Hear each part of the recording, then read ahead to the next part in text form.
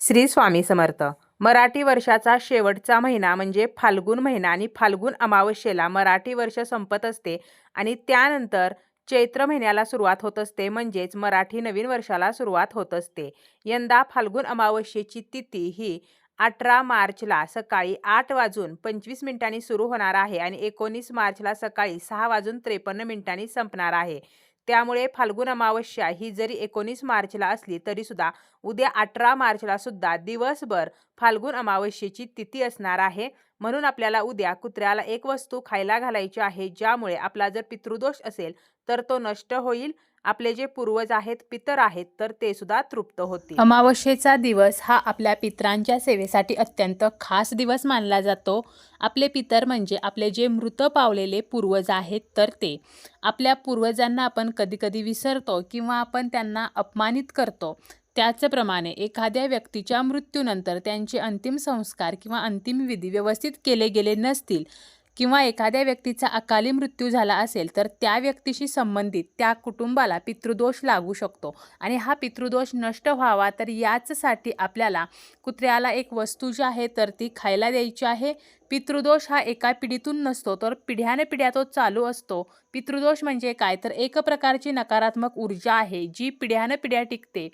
आपल्या घरातील कोणाचीही यामुळे प्रगती होत नाही. आपला मुलगा असेल किंवा मुलगी असेल तर ती आपलं ऐकत नाहीत. त्याचप्रमाणे कुटुंबातील सर्वांचे कितीही केले तरीसुद्धा आपल्या बाबतीत प्रत्येकजण वाईट बोलतो. घरामध्ये सततचे मतभेद असतात. भावाभावांचे पटत नाही. नवरा बायकोमध्ये सतत भांडण होत असतात. सतत आजारपण घरामध्ये सुरू असते. दवाखाना मागे लागलेला असतो. काही ना काही सतत समस्या या घरामध्ये असतात किंवा आपल्याला काहीच करावेसे वाटत नाही. फक्त दिवसभर झोपून राहावेसे वाटणे. घरामध्ये पैसा टिकत नाही. पैसा आला की तो लगेच खर्च होत असतो. अनावश्यक खर्च जे आहेत तर ते वाढत असतात किंवा जॉबमध्ये आपल्याला हवे तसे यश मिळत नाही. व्यवसाय असेल तर व्यवसायामध्ये मनासारखा फायदा होत नाही. कोर्ट कचेरीचे प्रश्न लवकर सुटत नाहीत. त्याचप्रमाणे आपल्या घरातील ज्या महिला आहेत तर त्यांना अपत्यप्राप्ती होत नाही. अनेक उपाय करूनही एखाद्या जोडप्याला जर अपत्यप्राप्ती होत नसेल तर कधीकधी त्या घराला पितृदोष लागलेला असू शकतो आणि यामुळेच आपल्याला मूल जे आहे तर ते होत नाही किंवा आपली जी मुले आहेत तर त्यांच्या विवाहामध्ये सतत अडथळे निर्माण होतात. लग्न जमत नाही आणि जरी लग्न झाले तरीसुद्धा ते टिकत नाही. तर अशा जर गोष्टी आपल्या घरामध्ये सुद्धा घडत असतील तर नक्कीच आपल्याला पितृदोष लागलेला असू शकतो आणि पितृदोष निवारण करण्यासाठीच आपल्याला कुत्र्याला अमावस्येच्या दिवशी ही वस्तू जी आहे तर ती खायला द्यायची आहे, ज्यामुळे पितृदोष नष्ट होईल आणि आपल्या कुटुंबाची प्रगती होईल. ज्या काही समस्या आहेत तर त्या समस्या दूर होतील. काय करायचं आहे, या दिवशी सकाळी आपल्याला लवकर उठायचं आहे. स्नान वगैरे करायचं आहे. स्नान करताना आंघोळीच्या पाण्यामध्ये थोडेसे गंगाजल टाकायचे आहे. त्याचप्रमाणे थोडेसे काळे तीळ टाकून त्या पाण्याने स्नान करायचे आहे. यामुळे जी काही आपल्या मनातील शरीरातील नकारात्मकता आहे तर ती निघून जात असते.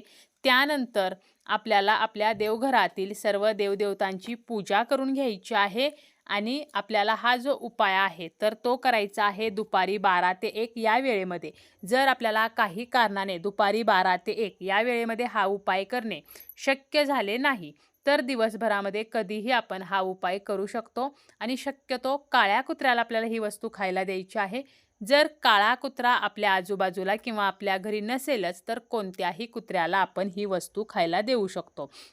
आपलं सकाळचं सर्व नित्यकर्म वगैरे आटोपून झाल्यानंतर जेव्हा आपण स्वयंपाक करतो तर त्यावेळेला काय करायचं आहे, अगोदर आपला स्वयंपाक वगैरे आपल्याला करून घ्यायचा आहे आणि स्वयंपाक झाल्यानंतर शेवटची जी पोळी आहे तर ती आपल्याला कुत्र्याच्या नावाने बनवायची आहे. त्यासाठी एक कणकेचा मोठा गोळा घ्यायचा आहे. त्यामध्ये थोडासा गूळ घालायचा आहे. गूळ नसेल तर थोडीशी साखर घालायची आहे आणि ही पोळी लाटायची आहे. म्हणजे काय तर गोड पोळी आपल्याला बनवायची आहे. आता या पोळीला आपल्याला लावायचं आहे ते म्हणजे मोहरीचे तेल आणि ही पोळी आपल्याला बनवून घ्यायची आहे.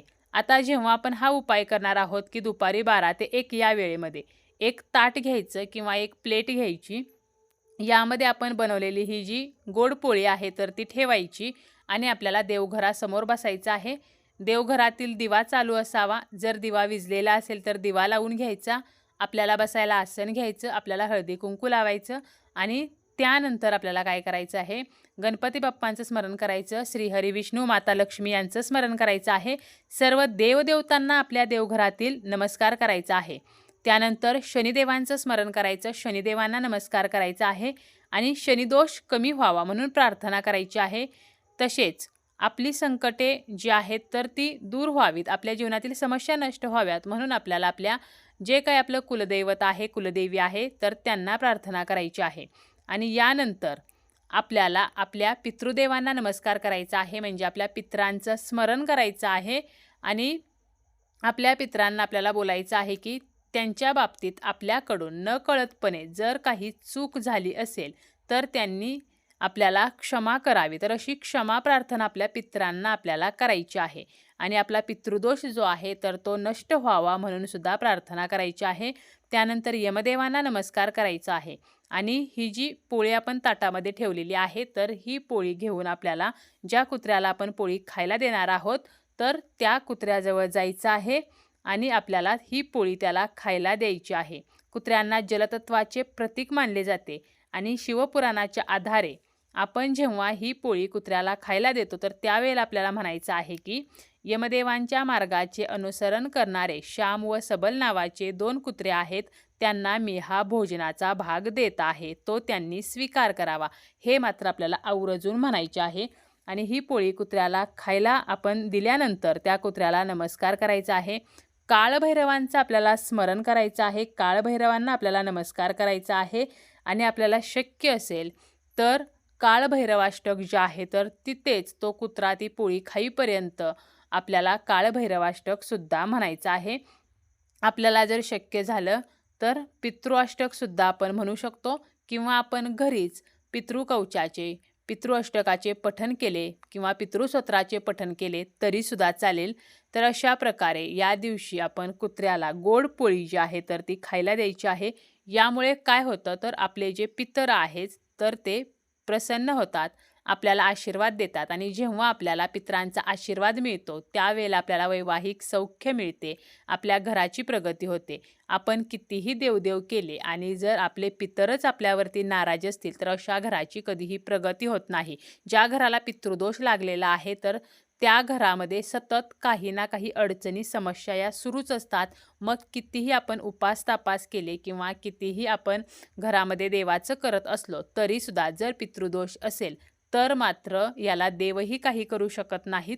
आणि म्हणूनच आपल्याला काय करायचं आहे तर अमावस्येला अगदी आपण प्रत्येक अमावस्येला कुत्र्याला गोड पोळी जी आहे तर ती खायला देऊ शकतो. जरी काळ्या कुत्र्याला देणे शक्य झाले नाही तरी कोणत्याही कुत्र्याला ही पोळी आपल्याला खायला द्यायची आहे. आता जर आपल्याला हे शक्यच झालं नाही, म्हणजे आता जी स्त्री आहे तर ती आपल्या घरामध्ये कुत्र्यासाठी गोडपोळी बनवू शकते, परंतु जर एखाद्या पुरुषाला हा उपाय करायचा असेल आणि त्याला पोळी बनवणे शक्य नसेल किंवा घरामध्ये सुद्धा ती पोळी बनवणे शक्यच नसेल तर मग काय करू शकतो आपण की एखादा बिस्किट पुडा घेऊ शकतो आणि बिस्किट जे आहे तर ते कुत्र्याला खायला घालू शकतो. अशा प्रकारे जरी आपण कुत्र्याला इतर कोणतीही वस्तू जरी खायला दिली तरीसुद्धा पितृदोषाचा जो त्रास आहे तर तो नष्ट होत असतो.